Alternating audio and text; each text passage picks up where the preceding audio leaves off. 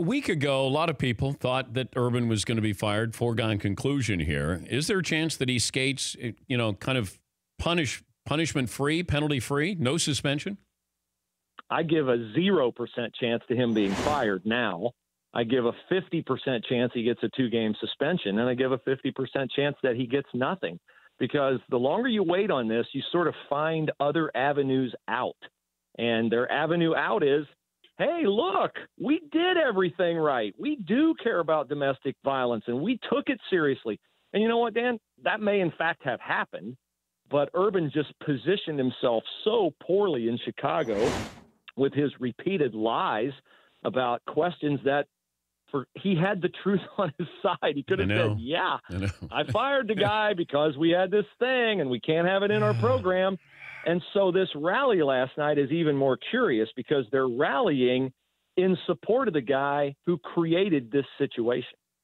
Yeah, that's what I wanted to see, like a sign that just said, Zach Smith, shame on you. You put Coach Urban Meyer in this situation. Like just something that was honest and truthful here. Urban Meyer doesn't need that support. Urban Meyer is going to be fine, in my opinion. I just didn't think it was a good look for Ohio State fans because, you're calling out ESPN. I think ESPN hit the pause button in reporting this, Bruce, trying to protect Urban Meyer. Maybe they're going to say they wanted to get all their information first before they did it. But I'm not vilifying anybody at ESPN. And the guy who did report this initially doesn't work for ESPN. That's why I didn't understand that.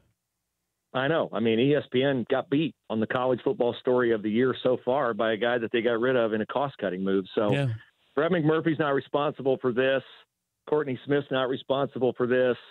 ESPN is certainly not responsible for this. I would argue that the reason Urban Meyer's on paid administrative leave is because Urban Meyer chose willingly to lie when he had at least 16 hours notice he was going to be asked about Zach Smith. He could have told given a true representation of the facts as he's presenting them now. I turned it into my superiors. I told Zach if anything ever happened related to this ever again, he was gone. We're moving on to football. We're not going to have this in our program.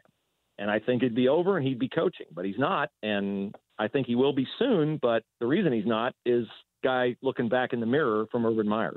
For more Dan Patrick Show, tune to Audience Channel 239 on DirecTV or download the Dan Patrick Show app.